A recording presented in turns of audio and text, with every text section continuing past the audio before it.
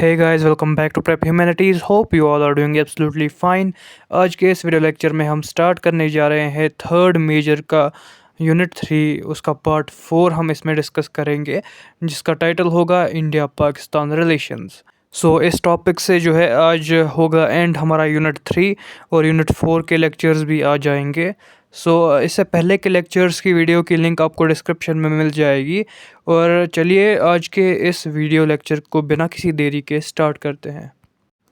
जो रिलेशनशिप्स है between India and Pakistan, ये बहुत ज़्यादा वर्स्ट बन चुके हैं सिंस 1947 से।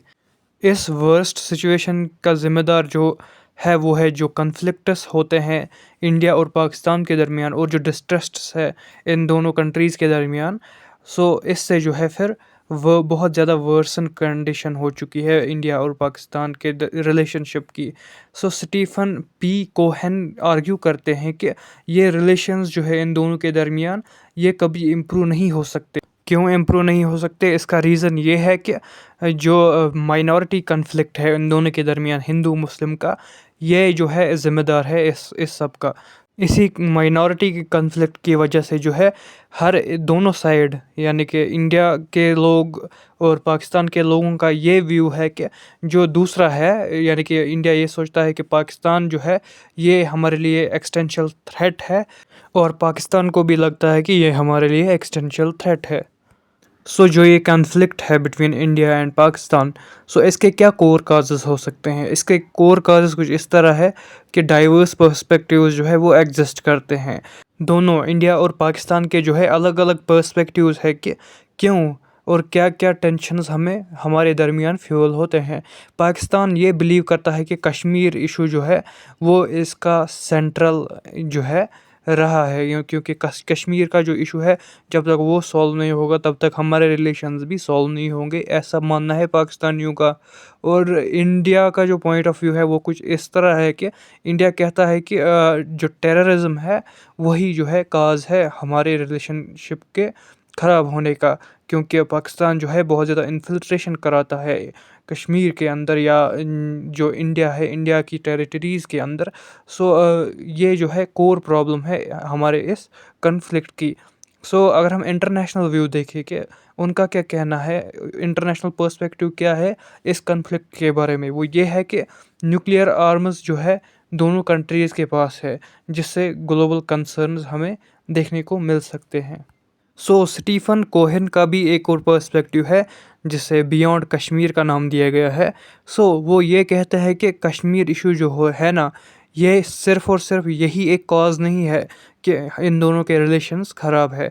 उनका ये मानना है कि जो भी डीपर कॉन्सिक्वेंसेस हम देखते हैं, डीपर इश्यूज़ के जो कॉन्सिक्वेंसेस है वो रूटेड है किस में, जो भी फाउंडेशनल आइडियोलॉजीज़ थी इंडिया और पाकिस्तान की, यानी कि पाकिस्तान जो है वो उसकी फाउंडेशनल आइडियोलॉजी कुछ इस तरह थी। जब वो फाउंड हुआ था उसकी फाउंडेशन सिर्फ़ और सिर्फ मज़हब पर बनी रही, व्हेयरएज़ इंडिया जो था वो उसमें जो है हमें देखने को मिलता है सेक्युलरिज़म।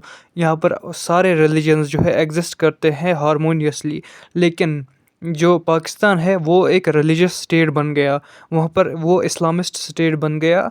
स्टीफन का यही कहना है कि ये जो है ये काजेज़ भी हैं इनके कन्फ्लिक्ट के, सिर्फ़ और सिर्फ कश्मीर ही नहीं है इनका काज। Now let's see the key elements impacting the relations between India and Pakistan. ऐसे क्या की एलिमेंट्स है जिनसे जो है इंडिया और पाकिस्तान के रिलेशंस जो है इम्पैक्ट हो रहे हैं। नंबर 1 की बात करें, डिफरिंग आइडियोलॉजीज़। इंडिया का जो है सेक्युलर विजन है, जो मैंने अभी आपको बताया कि इंडिया जो है सेक्युलर विजन रखता है और पाकिस्तान का विजन जो है वो रिलीजियस विजन है, यानी कि वो इस्लामिस्ट विजन है। दोनों के विजन जो है कंट्रास्ट करते हैं। पाकिस्तान का जो विजन है वो बेस्ड है जिन्ना की टू नेशन थ्योरी पे। जो सक्सेस है इंडिया की सेक्युलर मॉडल का, पाकिस्तान इसे जो है एक चैलेंज के तौर पर लेता है, वो इसे देखता है एज अ चैलेंज, क्योंकि पाकिस्तान का जो है रिलीजियस बेस्ड फाउंडेशन है। दूसरा एलिमेंट जो इन दोनों के रिलेशंस को जो है इम्पैक्ट करता है वो है रोल ऑफ पाकिस्तान आर्मी। जो मिलिट्री है वो जो है पाकिस्तान के अंदर सिग्निफिकेंट पावर होल्ड करती है। इवन कि जो सरकारें वहाँ पर बनती है उसमें भी उनकी मिलिट्री का बहुत ज़्यादा रोल होता है। और इनको जो है जो फ़ायदा इनको मिलता है इंडिया को ऐसा पोर्ट्रे करने में, ऐसा दिखाने में कि ये हमारे लिए थ्रेट है, वो भी इस आर्मी को मिलता है, ये वाला भी फ़ायदा। और लिमिट होती है इससे जो डेमोक्रेटिक फाउंडेशन है पाकिस्तान की वो। So third element is influence of external power. So जो यूएस और चाइना जैसे जो देश है वो जो है कॉम्प्लिकेट करते हैं साउथ एशियन लैंडस्केप को बहुत ज़्यादा। सो इसके साथ साथ based on their geopolitical interest जो नेशंस होते हैं वो जो है इन्फ्लुएंस एक्सर्ट कर देते हैं। अगर सिंपल बातों में कहें तो जो पाकिस्तान है वो बहुत ज़्यादा कर्ज़ों में डूबा है, चाइना के कर्ज़ों में, यूएस के भी कर्ज़ों में। सो वो उनको जो है उनके इशारों पे चलना पड़ता है, वो इन्फ्लुएंस बहुत ज़्यादा होते हैं उनसे। और कभी कभार जो है उन्हीं के इन्फ्लुएंस में आके जो है वो जो है इंडिया को जो है इंडिया के लिए बहुत बड़ा थ्रेट बन सकता है। फोर्थ एंड इम्पॉर्टेंट जो एलिमेंट है जिनसे इंडिया पाकिस्तान रिलेशंस जो है इम्पैक्ट होते हैं वो है आइडेंटिटी एंड इनसिक्योरिटी। सो पाकिस्तान को जो है इनसिक्योरिटी है regarding India's economic and developmental growth, यानी कि बहुत ज़्यादा इनसिक्योर है पाकिस्तान इंडिया से। क्या? क्योंकि इंडिया जो है बहुत ज़्यादा डेवलप हो रहा है और इकोनॉमिक ग्रोथ भी हमारी पीक पे है। सो ये कंट्रीब्यूट करता है जो भी डिस्प्यूट्स को रिजॉल्व करना होता है उसकी रिलक्टेंस को। मतलब पाकिस्तान जो है वो रिलक्टेंट होता है, यानी कि उनके यहाँ जो है ये पाया जाता है कि वो जो है लैक करते हैं, कि वो नहीं चाहते कि रिजॉल्व हो डिस्प्यूट। एक लैक ऑफ विलिंगनेस हमें देखने को मिलती है पाकिस्तान के साइड से। The Kashmir dispute. So Kashmir dispute क्या है इंडिया पाकिस्तान के रिलेशनशिप्स में? अगर हम देखें कि कश्मीर जो है ये एक टेरिटोरियल इशू नहीं है, सिर्फ और सिर्फ टेरिटोरियल इशू नहीं है। इसमें जो है इन्वॉल्व है आइडियोलॉजी, कल्चर, स्ट्रेटेजिक इम्पोर्टेंस, क्योंकि कश्मीर के बॉर्डर्स जो है चाइना, पाकिस्तान और अफ़गानिस्तान से मिलते हैं। सो इसीलिए हमारे लिए स्ट्रेटेजिक इम्पोर्टेंस भी बढ़ जाती है कश्मीर की। सो अगर हम हिस्टोरिकल कंटेक्स्ट की बात करें, जो महाराजा हरी सिंह ने जब इंस्ट्रूमेंट ऑफ एक्सेशन साइन किया था 1947 के अंदर, कश्मीर जो है लीगली बन चुका था पार्ट ऑफ इंडिया। लेकिन पाकिस्तान ने जो है इंटरवीन किया, नॉर्थ वेस्ट फ्रंटियर से उन्होंने ट्राइबल्स में मिल के जो है इन्वेड किया कश्मीर को, और बहुत ज़्यादा किलिंग्स की यहाँ पे। और सब्सिक्वेंटली जो है यूएन रेजोल्यूशंस जो है ले आए जिनसे जो है डिस्प्यूट अभी तक अलाइव है। यूएन के रेजोल्यूशन में बताया गया था कि जो भी आर्मीज़ है इंडिया और पाकिस्तान की, दोनों वहीं पर रुक जाए जहाँ पर वो है, और ड्रॉप करेंगे एक एक करके आर्मीज़ वहाँ से। फिर बाद में जो है एक प्लेबिसाइड किया जाएगा जहाँ पर जो है कश्मीरियों की राय पूछी जाएगी क्या वो जो है क्या चाहते हैं, वो इंडिपेंडेंट रहना चाहते हैं, वो कश्मीर वो पाकिस्तान के साथ रहना चाहते हैं, या वो इंडिया के साथ रहना चाहते हैं। वो प्लेबिसाइड जो है अभी तक नहीं हुआ है।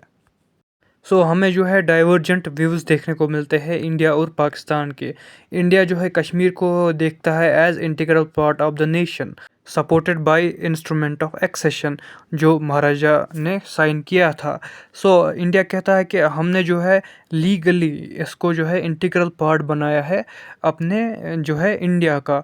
दूसरी साइड से जो पाकिस्तान है वो क्लेम करता है कि हम रिप्रेजेंट करते हैं कश्मीरीज़ की विल को, और कश्मीर का इशू जो है वो सॉल्व होना चाहिए प्लेबिसाइड से। चलिए अब देखते हैं कि इंडिया की आजकल की क्या स्ट्रेटजी है towards Pakistan. What is the present और contemporary strategy towards Pakistan? So India has recalibrated its policy by, India ने जो है अपनी पॉलिसी को जो है एडजस्ट किया है। कैसे एडजस्ट किया है?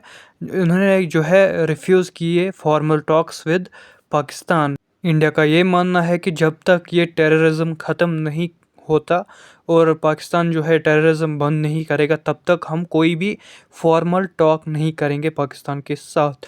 सो exercising the right to retaliate against cross border terrorism. So India ने जो फिर एक्सरसाइजेस शुरू की कि वो जो है अपना राइट जो है उसका कि वो रिटेलिएट करेगा अगेंस्ट जो भी क्रॉस बॉर्डर टेररिज्म है उसके ख़िलाफ़। थर्ड जो चीज़ हमें देखने को मिली, पब्लिसाइजिंग एक्शंस लिए गए इंडिया के द्वारा, जैसे कि सर्जिकल स्ट्राइक की गई, जिससे जो है पब्लिक का जो शिफ्ट हमें देखने को मिला, पब्लिक की जो परसेप्शन थी उसमें हमें चेंजेस देखने को मिली, और जो पाकिस्तान के नैरेटिव को जो है चैलेंज किया गया इससे। सो फोर्थ पॉइंट हमें देखने को मिला कि seeking to isolate Pakistan globally with entities like FATP scrutinizing Pakistan's efforts on anti-money laundering and terror financing। मतलब पाकिस्तान को जो है ग्लोबली जो है आइसोलेट करने की कोशिश की गई, क्योंकि इंडिया ने जो है FATP जैसे जो इंस्टीट्यूशंस है उनका सहारा लेना शुरू किया।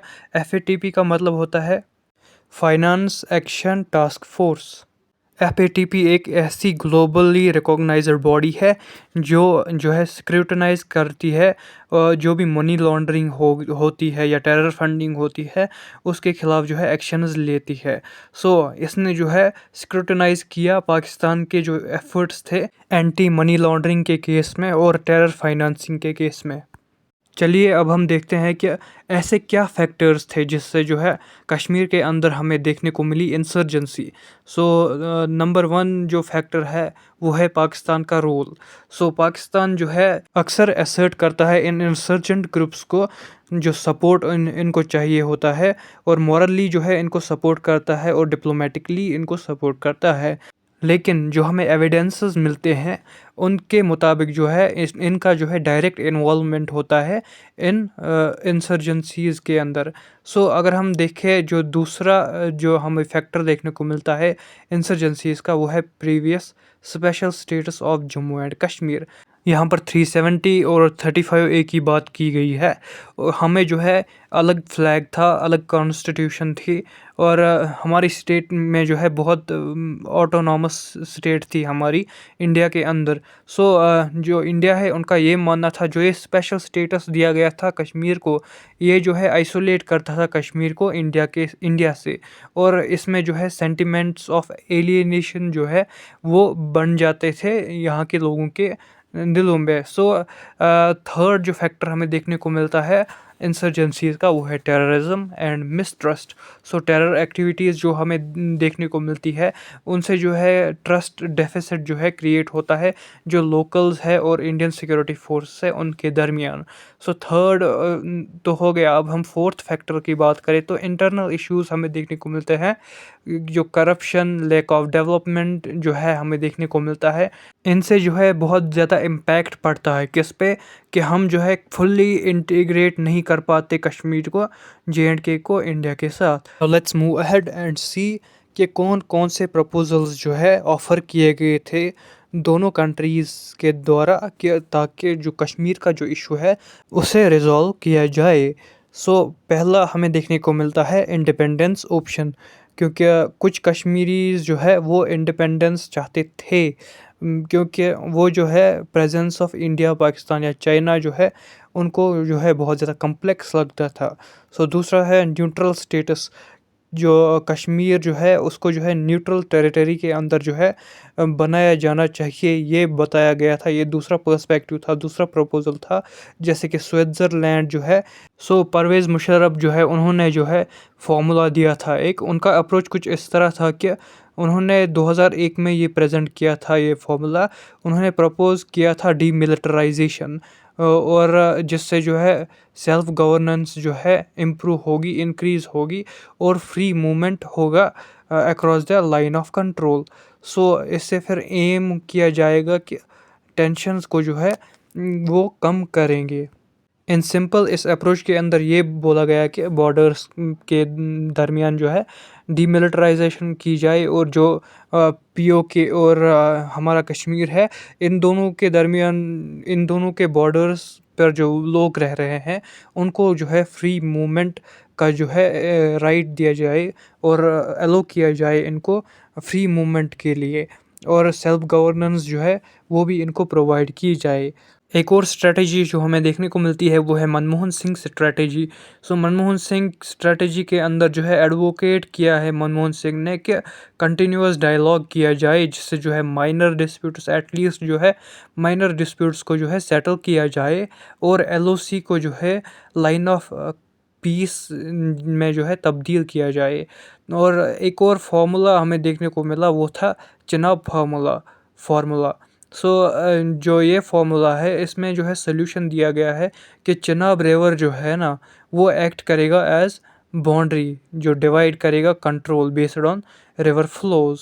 इन कंक्लूजन जो इंडिया पाकिस्तान का जो रिलेशन है वो अनसर्टन है, कब क्या हो जाए कुछ जो है पता नहीं, लेकिन जो म्यूचुअल अंडरस्टैंडिंग है, पेशेंस है और जो स्ट्रेटेजिक चेंजेस है वो बहुत ज़्यादा ज़रूरी है। जो भी हिस्टोरिकल मिसट्रस्ट है उसे रिकॉग्नाइज किया जाए और एड्रेस किया जाए along with active development initiatives, जिससे मे बी फिर बाद में जो है ये एक गाइड की तरह जो है बन सकता है कि दोनों रीजन्स की जो स्टेबल कोएग्जिस्टेंस है वो जो है बरकरार रहेगी। So this was all about today's session. उम्मीद है आपको हमारा यह वीडियो पसंद आया होगा। अगर पसंद आया हो तो लाइक शेयर एंड सब्सक्राइब करना ना भूलिएगा। और thank you so much for watching this video till the end best of luck for your exams.